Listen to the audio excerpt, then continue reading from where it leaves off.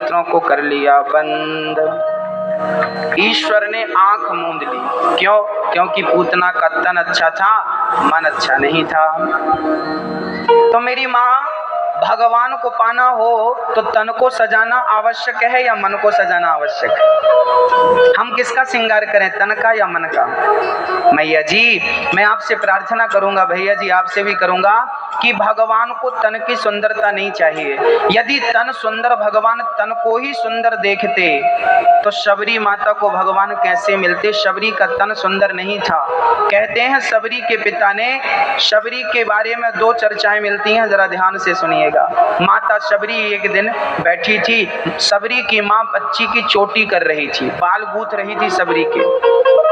तभी शबरी ने देखा कि उनके पिता बहुत सारे जंगली जानवरों को इकट्ठा कर रहे थे। शबरी ने अपनी माँ से कहा, माँ ये पिताजी इतने सारे जानवरों को क्यों इकट्ठा कर रहे हैं, कारण क्या है? तब माँ ने कहा, बेटी कल तेरा विवाह है, कल बारात आएगी ना, तो इनका मांस पका करके बारातियों को खिलाया जाएगा। शबरी ने कहा, राम राम, मेरी शादी में इतने सारे पशुओं की बलि चढ़ाई जाएगी, ये तो गलत है। तुरंत माता शबरी ने अपनी माँ से चोटी छुड़ाई और दौड़ कर गई और जंगल में जितने पक्षी, जितने जानवरों को इकट्ठा किया था, दरवाजा खोल दिया। सारे जानवर पूंछ उठा उठा कर दौड़ कर जंगल की तरफ जाने लगे और वो जानवर शबरी को आशीर्वाद देने लगे, शबरी तुमने हमें मुक्त किया है, भगवान तुम्हें मुक्त करेंगे। तुमने हमें आजाद किया है, भगवान तुम्हें भवसागर से पार करेंगे। उस दिन से शबरी वापस नहीं गई, जंगल में चली गई। मतंग मुनि के आश्रम में उन्होंने गुरु मंत्र दिया और राम नाम जपती थी शबरी माता। शबरी की दूसरी चर्चा इस प्रकार है कि एक बार शबरी का जब विवाह का समय आया तो शबरी इतनी काली थी और इतनी गंदी दिखती थी कि शबरी के पिता को चिंता हो गई कि मेरी बेटी से विवाह करेगा कौन। तब अमावस्या की रात को शबरी का विवाह फिक्स किया गया और जिस लड़के से विवाह हुआ वो लड़का बारात लेकर चला, शबरी को डोली पे बिठाया। अब रास्ते में जब जंगल में बारात पहुंच गई तो लड़के ने विचार किया कि मेरी पत्नी कैसी है, एक बार देखूं तो सही। तो लड़का रास्ते में ही शबरी का घूंघट उठा दिया और जैसे ही शबरी का घूंघट उठाया तो लड़का डर गया, इतनी काली पत्नी। तो उसी समय वो पत्नी को जंगल में छोड़ के और पूरी बारात को लेके चला गया, मुझे ऐसी पत्नी नहीं चाहिए। तब शबरी को लगा कि शायद मुझे दुनिया के लोग स्वीकार नहीं करते, अपना नहीं बनाते, पर मेरे राम पर विश्वास है कि वो जरूर मुझे अपना बनाएंगे। और उस दिन से मतंग के आश्रम में शबरी झाड़ू करने लगी और गुरुजी ने मंत्र दिया, बेटी तुम राम राम जपना। क्या जपना? राम राम जपना। उस राम नाम के बल पर माता शबरी ने भगवान को प्राप्त कर लिया कि नहीं। यदि सुंदर स्वरूप वालों को ही भगवान मिलते हैं तो शबरी का स्वरूप अच्छा नहीं था मेरी माँ, शबरी का रूप भी अच्छा नहीं था और शबरी की जात भी अच्छी नहीं थी। शबरी आज की भाषा में कहें तो शबरी कोल भील की बेटी थी, दलित की बेटी थी। जिसके हाथ का आज लोग पानी नहीं पीते, उनके हाथों के जूठे बेर भगवान ने ग्रहण कर लिए। भक्तों, भगवान को ना स्वरूप को देखना है, ना जाति कोई बाधा है, ना धर्म कोई बाधा है। भगवान ना रूप के शौकीन है, ना रंग के शौकीन है, ना जाति धन दौलत के शौकीन है। भगवान तो भक्त के भाव के और प्रेम के शौकीन है। यदि प्रेम है तो भगवान मिलकर ही रहेंगे। राम ही केवल प्रेम प्यारा, जान ले जो जाननी हारा। यहाँ मैं आपको एक बात और समझाऊंगा। भक्तों, हमारे भारत में एक रोग लगा हुआ है। कौन सा रोग? ध्यान दीजिए मेरी माँ, उड़न खटोला पे ध्यान ना दीजिए, कथा पे ध्यान दीजिए। एक बार क्या हुआ, हमारे भारत में एक रोग लगा है। कौन सा रोग? बोले जात पात का रोग। आज हमारे भारत में ना हम लोग आपस में ही लड़ते हैं। ब्राह्मण, क्षत्रिय, वैश्य और शूद्र, ये चार लोग हैं हमारे भारत में। ये चारों आपस में ही लड़ते रहते हैं। याद रखना मेरी माँ, जात पात को आज हमारे भारत में ना कि जात पात बहुत मायने रख रही है। तुम ऊंची जात के हो, तुम नीची जात के हो, तुम्हारे हाथ का पानी नहीं पिएंगे, तुम्हारे हाथ का ये। देखिए, जात पात की दीवार को भगवान राम ने भी तोड़ना चाहा। माता शबरी के घर जाने का केवल यही, राम कोई चुनाव तो जीतना नहीं चाहते थे, क्योंकि नेता लोग चुनाव के टाइम पे जाते हैं, दलितों के घर भोजन करते हैं, पर राम को कोई चुनाव तो जीतना नहीं था, इलेक्शन तो जीतना नहीं था। फिर भी राम शबरी के घर गए और बेर खाए कि नहीं? केवल इसलिए खाए कि हमारे देश में आगे चलकर ये जात पात की दीवार जो खड़ी हो रही है वो खड़ी ना हो। ऊंच नीच, हमारे भारत में जात तो थी पर छुआछूत नहीं था, ऊंच नीच नहीं थी। जात पात तो व्यवस्था है। ब्राह्मण का काम है वेद पढ़ना, वेद पढ़ाना। क्षत्रिय का काम है तलवार उठाना, रक्षा करना अपने राज्य की, अपने देश की। वैश्य का काम है पैसा कमाओ और सबकी सेवा करो पैसे से, धन से। हाँ, किसी को जरूरत पड़े तो तुम दो। और शूद्र का काम है सेवा करना। ये 4 विभाग किए थे। जैसे मंत्रिमंडल में भी अलग अलग मंत्रालय होते हैं ना, ये कृषि मंत्री है, ये बाल विकास मंत्री है, ये उद्योग मंत्री है, ये फलाना मंत्री है। ऐसे ही हम भारतवासियों की व्यवस्थाएं भंग ना हो इसलिए 4 व्यवस्थाएं बनाई थी, ब्राह्मण क्षत्रिय वैश्य शूद्र, ये व्यवस्था थी।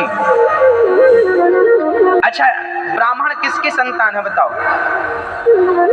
ब्राह्मण का पिता कौन है? ब्राह्मण का पिता कौन है, नाम बताओ उस पिता का।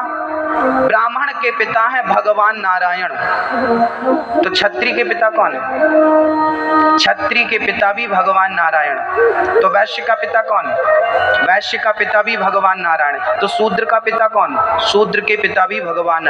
हम चारों एक ही बाप की संतान हैं, ब्राह्मण क्षत्रिय और वैश्य और शूद्र। समस्या कहाँ खड़ी हुई वो समझिएगा।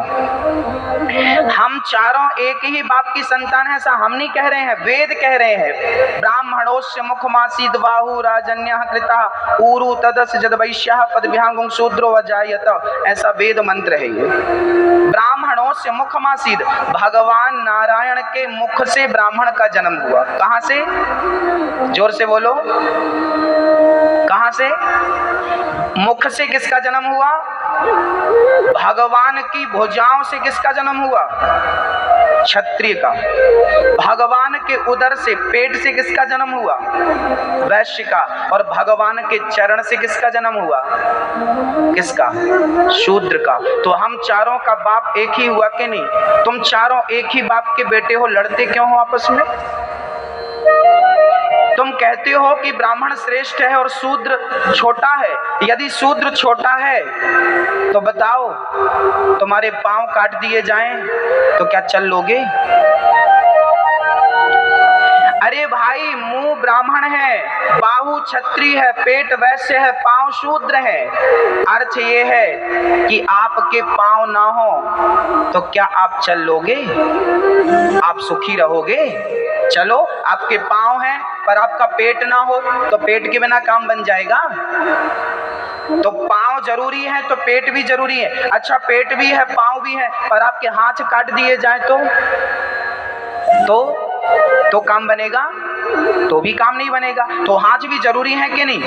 अच्छा, पांव भी है, पेट भी है, हाथ भी है। अच्छा, आपका मुंह सिल दिया जाए सुई धागे से, मुंह बोलेंगे नहीं आप, तो मुंह के बिना काम बनेगा? अरे भाई, जितनी जरूरत पांव की है समय पर उतनी ही जरूरत मुख की है, जितनी जरूरत पेट की है समय पर उतनी ही जरूरत हाथ की है। ये 4 व्यवस्थाएं थी। इनको लड़ने मरने के लिए भगवान ने नहीं बनाया था, ये व्यवस्थाएं बनाई थी कि ब्राह्मण वेदों का पाठ करेगा, कराएगा, सही बात कहेगा, सही बात समझाएगा। क्षत्रिय तलवार उठाकर अपने सीमा की रक्षा करेगा, वैश्य पैसों का बंदोबस्त करेगा और शूद्रों को तीनों की सेवा करने का बोल दिया गया। एक बाप के 4 बेटे हैं, चारों के अलग अलग काम सौंप दिए गए। अब हम लोग यहाँ झगड़ा करते हैं, ये बड़ा है ये छोटा। क्यों भाई, क्यों छोटा बना रहे हो उसको तुम? भगवान ने तो छोटा नहीं बनाया किसी को। भगवान ने तो शबरी को भी गले से लगाया है, निषाद राज को भी गले से लगाया है। तुम कौन होते हो छुआछूत करने वाले? यदि भगवान राम ने छुआछूत नहीं किया, शबरी के झूठे बेर खाए और निषाद राज को यदि गले से लगाया, तो मैं कौन होता हूं जो छुआछूत की भावना रखूं? इसी छुआछूत के कारण हमारे भारत में अंग्रेजों ने 500 साल तक, मुगलों ने और अंग्रेजों ने राज्य किया है, शासन किया। फूट डालो शासन करो, क्या नारा दिया था उन लोगों ने? बोलो एक बार। फूट डालो शासन करो। वो खरे उतरते गए, वो हमें लड़ाते गए, हाँ लड़ाते गए। राजस्थान के इस राजा से उस राजा को लड़ाया, उस राजा से उस राजा को लड़ाया, उस राजा से उस राजा को लड़ाया, लड़ाकर फूट डालते गए, समाज में फूट डालते गए, ब्राह्मण क्षत्रियों में। जब इतने में भी काम नहीं चला तो बांट कर चले ही गए। हम तो जा रहे हैं पर तुम लड़ते रहना। आज भी हमारे भारत में दंगे होते हैं कि नहीं? क्यों होते हैं भाई?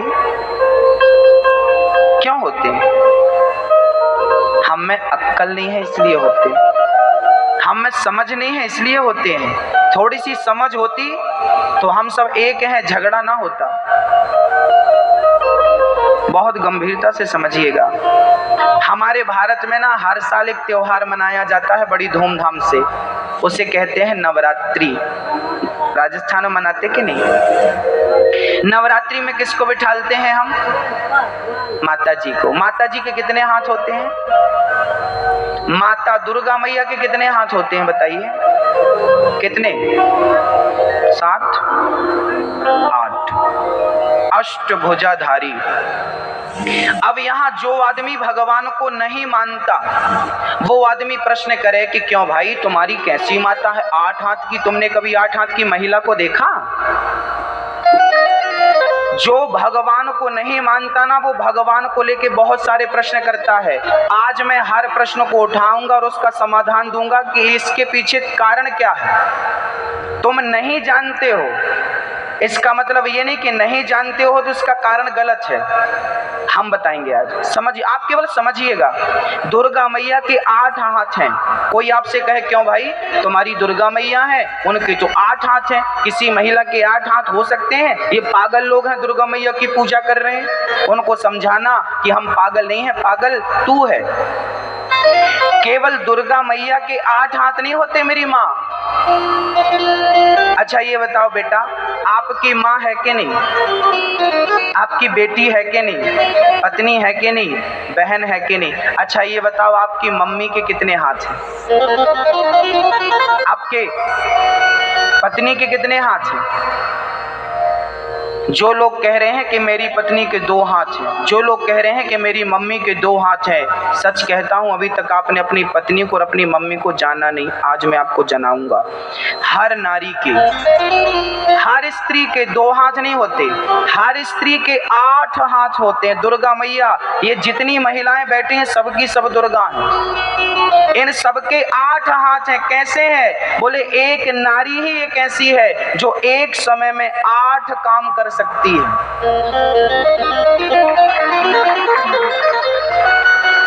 कैसे? बेटे को टिफिन बनाओ, बेटा टिफिन, बेटे के लिए सवेरे जल्दी उठती है, पति सो रहा खर्राटे दे के, सास ससुर सब सो रहे हैं, वो जल्दी उठ गई, जल्दी पराठे बना रही है बेटे के लिए टिफिन। तब तक पति ने आवाज लगाई चाय, तुरंत चाय चढ़ा दिया। एक समय पे 2 काम। हाँ, तब तक ससुर जी ने घंटी बजाई, बहू। हाँ हाँ जी पिताजी, क्या हुआ? ओ बहू मेरा चश्मा नहीं मिल रहा, अभी आई। वो चश्मा ढूंढ के देती है, यहाँ बेटे का टिफिन तैयार करती है, यहाँ पति की चाय तैयार करती है। एक समय में 4 काम करने वाली केवल नारी होती है, और 4 काम मतलब 8 हाथ। हाँ या ना? एक समय पे नारी जितना काम कर सकती है पुरुष नहीं कर सकता घर गृहस्थी के काम। तो नारी को दुर्गा कहा गया है। और इसका एक तात्पर्य और है, दुर्गा जी के 8 हाथ क्यों हैं? क्योंकि दुर्गा जी कहना चाहती हैं, क्योंकि दुर्गा हम सबकी माँ है और दुर्गा कहना चाहती है। अच्छा कितने लोगों को खड़ा करोगे तो 8 हाथ हो जाएंगे? 4 लोगों को खड़ा करोगे तो हाथ कितने होंगे? चार लोग कौन कौन है? ब्राह्मण, क्षत्रिय, वैश्य, शूद्र। तुम चारों ब्राह्मण, तुम क्षत्रिय, तुम वैश्य, तुम शूद्र, तुम चारों जिस दिन एक साथ खड़े हो जाओगे, दुर्गा मैया शेर की सवारी करती है। दुर्गा मैया कहती है कि जिस दिन तुम चारों एक हो जाओगे तो तुम शेर की सवारी कर पाओगे। तुम एक बनो तो सही। तुम्हें एक बनाने के लिए वो दुर्गा मैया आती है और एकता का पाठ पढ़ा के चली जाती है। पर जय माता दी कहने वाले बहुत मिलेंगे, दुर्गा मैया विराजमान है उसका आशय जानने समझने वाले लोग नहीं मिलेंगे। हाँ, दुर्गा मैया शेर की सवारी करती हैं। शेर की सवारी कौन कर सकता है? बोले जिसमें संगठन हो वो शेर की सवारी। जहां सुमति तहां संपत्ति नाना, जहां कुमति तहां विपत्ति निदाना। जिस घर में एकता होती है ना मेरी माँ, वो घर घर नहीं होता, स्वर्ग बन जाता है। और जिस देश में एकता हो जाएगी वो देश रहेगा कि दुनिया का गुरु बन जाएगा। भारत विश्व गुरु था। क्यों था? क्योंकि भारत में एकता थी, इसलिए विश्व गुरु था। आज वो एकता टूट गई, इसलिए हम विश्व गुरु नहीं है। ये बहनें अपनी जिठानी से झगड़ा, देवरानी से झगड़ा। आपके घर में 4 आदमी है, 4 से ही आप झगड़ा करती हो। आप से 4 लोग नहीं संभल रहे हैं। तुम घर की एकता को तो रख नहीं पाए, घर की अखंडता को रख नहीं पाए, देश की एकता और अखंडता को। भगवान कैसे है? हमने कहा क्यों? बोले गणेश जी का वजन 70-80 किलो होगा। हमने कहा होगा। बोले चूहे का वजन? बोले 2 किलो। तो बोले 80 किलो का आदमी चूहे के ऊपर बैठेगा, चूहा मर नहीं जाएगा? ये कैसा है? ये कभी कुतर्क आपके भी दिल दिमाग में कोई डाल देता होगा कि गणेश जी 70-80 किलो के आदमी, हट्टे कट्टे लड्डू खाने वाले, और ये चूहा अच्छे से अच्छा खाता पीता चूहा होगा तो ज्यादा से ज्यादा 2 किलो का होगा। तो गणेश जी चूहे के ऊपर बैठेंगे तो चूहा मर नहीं जाएगा? आइए, मैं गणेश जी का चूहे के ऊपर बैठने का तात्पर्य, हमारे देवी देवताओं को समझना होना तो उसके पीछे आपको शास्त्रों का अध्ययन करना पड़ेगा। गणेश जी चूहे के ऊपर क्यों बैठे हैं समझिएगा। ये विषय आपको बताने किसी ने पहले समझाया कि नहीं, पर हमारी जिम्मेदारी है कि हम अपने भारतीयों को सही ज्ञान दें। आपको देना चाह रहे हैं, धारण कीजिए। कोई आपको प्रश्न करे तो आप फटाक से जवाब दे सकें, इसलिए मेरा कर्तव्य होगा। बोले जब बुद्धि गणेश जैसी निर्मल होगी तो मन शांत हो जाएगा। मन पर विजय प्राप्त करने का भाव, चूहे के ऊपर गणेश जी का बैठना, ये इस अर्थ से वो अर्थ सिद्ध हो गया। गणेश जी का चूहे पे बैठने से कौन सी बात सिद्ध हो गई? कि बुद्धि तर्क पर सवार होती है। और बात भी सही है, बुद्धि किस पे सवार होती है? बोलिए जोर से, आप पढ़े लिखे हैं। बुद्धि किस पे सवार होती है? बुद्धि तर्क पे सवार होती है। और गणेश जी बुद्धि है और चूहा तर्क है। दूसरा भाव, चूहा मन है। तो मन को कंट्रोल करना हो तो बुद्धि कैसी हो? गणेश जैसी है। तो गणेश जी जब चूहे के ऊपर बैठेंगे, मतलब मन के ऊपर बैठेंगे, तो मन कंट्रोल हो जाएगा। ये तात्पर्य है चूहे का गणेश जी के ऊपर, गणेश जी का चूहे के ऊपर। अच्छा, हम लोग पढ़ते हैं तो मैं देखिए कुछ बातें समझाऊंगा, आपको समझना पड़ेगा। मैं केवल एग्जाम्पल दे रहा हूँ, केवल इसलिए आप समझ सकें। अब दूसरी बात समझते हैं। माँ सरस्वती का वाहन क्या है? हंस। माता सरस्वती हंस पर क्यों बैठी हैं? कौवे पर क्यों नहीं बैठी? मोर पर क्यों नहीं बैठी? हंस पर क्यों बैठी? माता सरस्वती किसकी देवी है? विद्या की। अब देखिए, बहुत समझिए, सरस्वती विद्या की देवी है, अधिष्ठात्री है। और विद्या कहाँ जाकर बैठी है? हंस के ऊपर। ये हंस का स्वभाव क्या है समझिए। हंस, ये वही हंस है जो दूध को पी लेता है। दूध पानी मिक्स करके आप रखो तो एक हंस ही एक ऐसा पक्षी है जो दूध को पी लेता है और पानी को। ये बात मैं गलत बोल रहा हूँ क्या? सही है ना?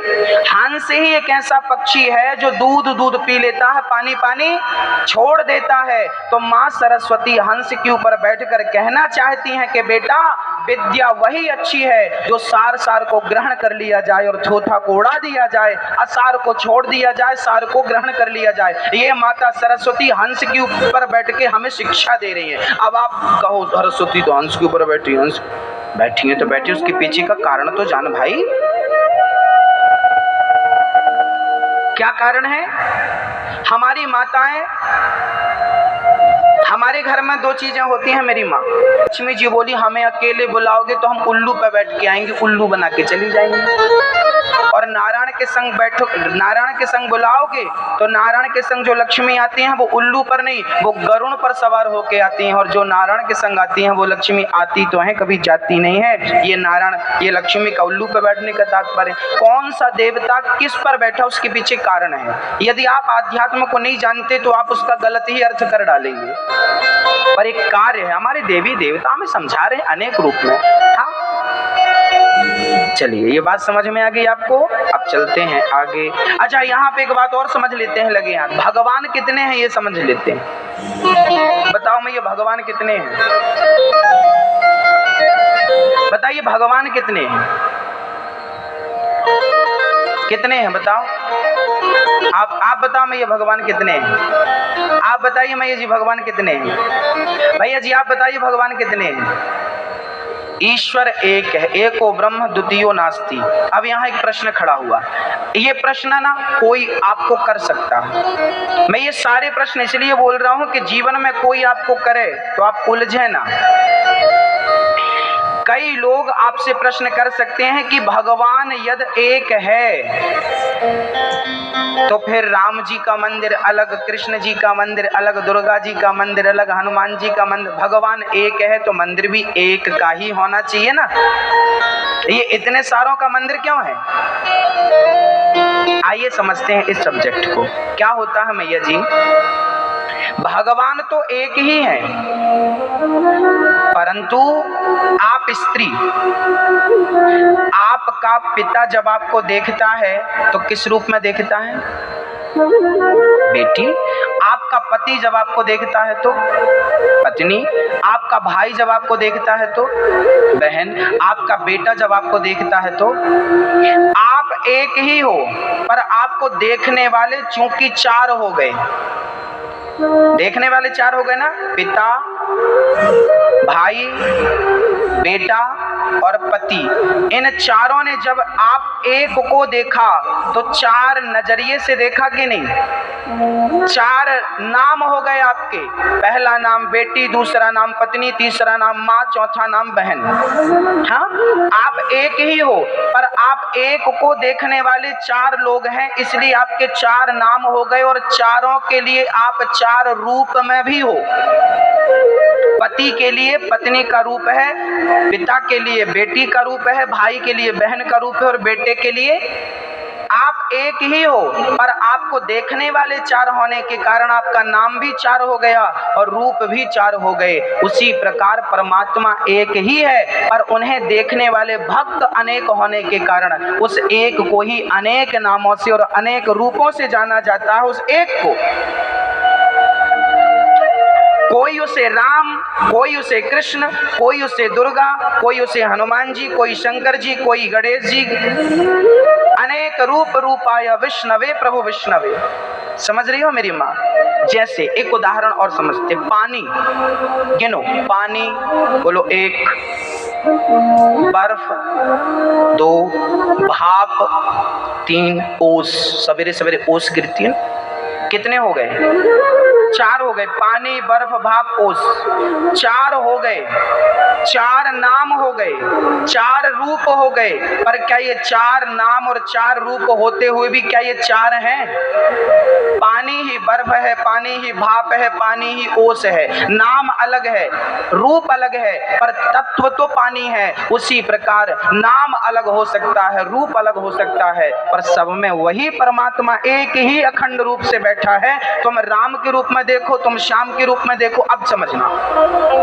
अच्छा, पहले ये बताओ वो एक कौन है जिस एक के बारे में आप बोल रहे हैं? एक ईश्वर एक है। उस एक का नाम बताओ, उस एक का नाम बताओ। क्या नाम उस एक का? उस एक का नाम ही नारायण है। क्या नाम है उस एक का? उस एक को ही नारायण कहते हैं, उस एक को ही विष्णु कहते हैं, उस एक को ही तिरुपति बालाजी कहते हैं, उस एक को ही खाटू श्याम कहते हैं, उस एक को ही सांवरिया सेठ कहते हैं, उस एक को ही विट्ठल कहते हैं, उसको उत्तर प्रदेश में बांके बिहारी कहते हैं, उसको अनेक प्रांतों में उस एक को अनेक नामों से जाना जाता। उसी एक को द्वारिका में द्वारिकाधीश कहते हैं, जगन्नाथ में जगन्नाथ भगवान कहते हैं, रामेश्वरम में रामेश्वर कहते हैं, बद्रीनाथ में बद्रीनाथ जी कहते हैं। उस एक को ही अनेक नामों से जाना जाता है। वही एक है, वही एक तिरुपति बालाजी हैं, वही जगन्नाथ जी हैं, वही महाराष्ट्र में विट्ठल भगवान है, वही राजस्थान में श्रीनाथ जी हैं, वही खाटू श्याम है, वही सांवरिया है, वही अनेक रूप में बैठे हैं अनेक जगहों पर। उस एक को ही हम इन रूपों में देखते हैं। तो ईश्वर बहुत है, इसका झगड़ा ना पालिएगा। अच्छा ये भगवान बड़े हैं वो भगवान छोटे, ऐसा भी माथा पच्ची ना करिएगा। वही है, वही सांवरिया सेठ, वही तिरुपति बालाजी, वही तिरुपति बालाजी श्रीनाथ जी हैं, वही श्रीनाथ जी बांके बिहारी है, वही बांके बिहारी विट्ठल है, वही विट्ठल जी जगन्नाथ जी। अनेक रूप रूपाय विष्णवे प्रभु विष्णवे, वही एक अनेक रूपों में अनेक नामों में अनेक जगहों पर जाना जाता है, वो एक है। भक्तों, पूतना मौसी आई, पूतना का तन सुंदर था पर मन सुंदर नहीं था। क्या सुंदर था? कभी गंगा नहाना, जितने लोग बैठे हैं बहुत कान से प्यार से सुने। अब की बार कभी आपका गंगा जाने का मौका लगे ना मेरी माँ, तो आप गंगा जरूर जाना, पर साथ में ना अपने घर से एक शीशी लेके जाना, शीशी कांच की, और उस शीशी पर आप ना अपने घर की नाली का पानी जरूर भर लेना। गंदा पानी नाली का भरना, ढक्कन लगाना, झोले पे रखना, और गंगा जी जब भी जाना 10 दिन बाद, 20 दिन बाद, 1 महीने बाद, 2 साल बाद, 5 साल बाद, जब भी आपका टूर लगे तो आप गंगा जी जाना, एक शीशी में घर की नाली का पानी जरूर भरना गंदा वाला, और वो भर के ले जाना। जब गंगा जी जाना तो वो शीशी आप गंगा में डाल देना। 4 दिन 10 दिन तक गंगा में पड़ी रहने देना। जितने दिन आप गंगा जी रुको उतने दिन पड़ी रहने देना, और जब आप वापस आए तो शीशी निकालना, ले आना, और सबको ढक्कन खोल के पिलाना, भाई सब गंगा जल पियो। कोई पिएगा? हाँ, क्यों नहीं पिएगा आप बताओ? उसमें नाली का पानी थोड़ी कोई पिएगा महाराज, वो नाली का पानी। हाँ, अब आप बताओ, वो 10 दिन से पानी में डूबी रही, शुद्ध नहीं भाई क्या? हाँ या ना? शुद्ध नहीं भाई ना? क्यों शुद्ध नहीं भाई? क्योंकि गंगा का पानी ऊपर से तो गुजरता रहा, पर अंदर जैसा था वैसा ही रहा। तो आप भी गंगा 10 बार नहा लिए, पर अंदर जैसा था वैसा ही है, तो नहाने से क्या फायदा? वो शीशी कंटिन्यू 10 दिन तक डूबी रही, क्या वो शुद्ध हो सकी गंगा में? यदि वो शीशी गंगा में डूब कर शुद्ध नहीं हो सकी तो तुम 2 डुबकियां लगा के कैसे शुद्ध हो गए? मेरी माँ, इसका अर्थ ये नहीं है कि गंगा नहीं नहाना चाहिए, मुझे बड़ा पाप लगेगा। इसका अर्थ ये नहीं है कि गंगा नहीं जाना चाहिए। गंगा जाओ, गंगा नहाओ, गंगा पवित्र करती है, परंतु गंगा नहाने का अर्थ ये है कि गंगा जी का जल अपने हाथ में लेकर कहो कि हे गंगा मैया, जितना पवित्र आपका जल है, आज से मैं अपने मन को इतना ही पवित्र करूंगा। यही गंगा स्नान करने का सही अर्थ है। गंगा नहाया, तन को धोया, पर मन तो कपट है, क्रोध है। अब मैं गंगा नहाने के पहले अपनी माँ को गाली दूं, माँ को मारूं, माँ पे अत्याचार करूं, पत्नी को मारूं, पत्नी पे अत्याचार करूं, झूठ बोलूं, कपट करूं, और गंगा नहाने के बाद भी ये सब करता रहूं, तो गंगा नहाने का कोई अर्थ है? गंगा नहाने से बुद्धि सुधरी क्या? एक मैया बोली, महाराज मैं 4 धाम करे आई। अच्छा, मैं तो लहसुन भी नहीं खाती, मैं तो प्याज भी नहीं खाती। अच्छा, हाँ, मैं 4 धाम करे आई, लहसुन प्याज सब छोड़ दिया, पर पड़ोसन के घर बैठ के दिन भर बहू की बुराई करती रहती थी। इनसे लहसुन छूट गया, इनसे प्याज छूट गई, पर बहू की निंदा। तो क्या लहसुन प्याज छोड़ना सफल हुआ? क्या चारों धाम करना सफल हुआ? मेरी माँ, गंगा नहाने से यदि कोई मुक्त हो जाता तो चलो हम सारे लोग पाप करते हैं और नहा लेंगे गंगा जी, फिर पुण्य क्यों कर किया? पर जो तुमने पाप किया है वो नष्ट नहीं होगा, भोगना पड़ेगा। इसलिए कहता हूँ पाप से बचना रे बाबा, भोगना पड़ता है, देर सवेर भोगना पड़ेगा। कि गंगा में जाकर बंदे तन की तू मैल धोता, मैल धोता, जो मन की मैल न धोई, जो मन की मैल न धोई, गंगा गया तो क्या हुआ, परमात्मा ना पाया, मेरे श्याम को ना पाया, परमात्मा ना पाया, मेरे श्याम को ना पाया, परमात्मा ना पाया, मेरे श्याम